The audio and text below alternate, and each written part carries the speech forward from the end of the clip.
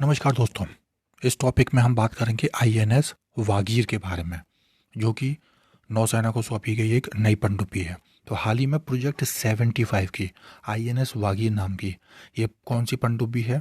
5वीं scorpion class पनडुब्बी भारतीय नौसेना को सौंपी गई है। यह कलवरी श्रेणी की है और डीजल इलेक्ट्रिक पनडुब्बी है। इसका नाम है यार्ड 11879, जिसे कमीशन किए जाने पर नाम क्या दिया जाएगा? आईएनएस वागीर। तो वागीर की थोड़ी पृष्ठभूमि देख लेते हैं क्या है। तो वागीर जो वन है पूर्व में रूस से प्राप्त की गई सबमरीन को 3 दिसंबर 1973 को भी भारतीय नौसेना में शामिल किया गया था और लगभग 3 दशकों तक सेवा करने के बाद 7 जून 2001 को इसको सेवा मुक्त कर दिया गया था। फिर सार्वजनिक यानी कि पब्लिक सेक्टर की कंपनी है मझगांव डॉक लिमिटेड ने इसी नाम की पनडुब्बी को नया अवतार दिया, यानी कि नई पूरी तरह। तो इसका परिचय देखते हैं। परिचय क्या है कि परिचय क्या कहना चाहता है। तो परिचय में है इसका नाम किसके नाम पर रखा गया, वागीर क्या चीज़ है? तो इसका नाम सैंड फिश के नाम पर रखा गया है, जो कि हिंद महासागर की क्या है, एक खतरनाक शिकारी है। यह भारत में बनाई जा रही कलवरी श्रेणी की पनडुब्बियों का ही एक अंग है, यानी कि कलवरी श्रेणी है। कलवरी श्रेणी की पनडुब्बियों में युद्ध रोधी सबमरीन रोधी संचालन है, फिर खुफिया जानकारी एकत्रित कर सकती हैं और निगरानी कर सकती हैं, माइन बिछाने समेत और विभिन्न प्रकार के नौसेना युद्धों में संचालन की इनमें क्षमता है।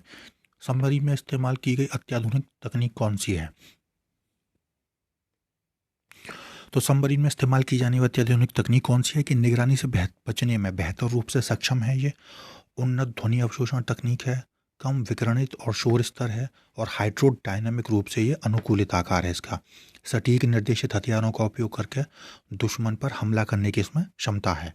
यह पनडुब्बी लगभग सभी प्रकार की परिस्थितियों में संचालित करने के लिए डिज़ाइन की गई है, जो नौसेना टास्क फोर्स के अन्य घटकों के साथ अंतर संचालनीयता इंटरऑपरेबिलिटी का प्रदर्शन करती है। ये जल के नीचे या सतह पर torpedo, tube launch, anti ship missile दोनों के साथ ही हमला कर सकती है। ये विविध प्रकार के कार्यों को करने में सक्षम है, जैसे कि सतह रोधी युद्ध, पनडुब्बी रोधी युद्ध, खुफिया जानकारी एकत्रित करना, माइन बिछाना और किसी भी क्षेत्र की निगरानी करना। इसका महत्व क्या है कि भारतीय यार्ड में इन पनडुब्बियों का निर्माण क्या किया गया, आत्मनिर्भर भारत की दिशा में एक और कदम है और तथा इस क्षेत्र में आत्मविश्वास भी बढ़ाता है। एक उल्लेखनीय उपलब्धि यह है कि 24 महीने की छोटी सी अवधि यानी 2 साल में भारतीय नौसेना को दी जाने वाली ये तीसरी पनडुब्बी है।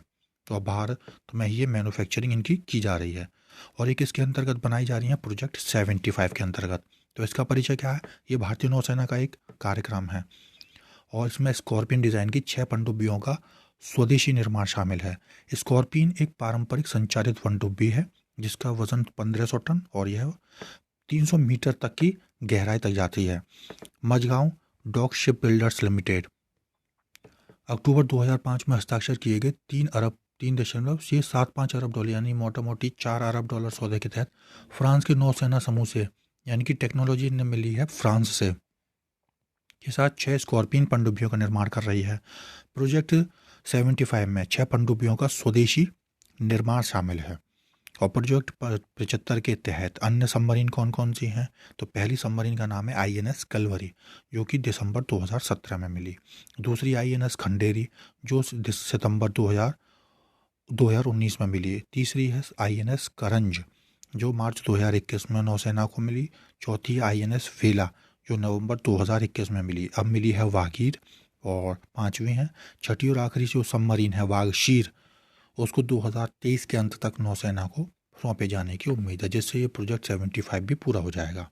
तो ये था आज का topic. Thank you very much.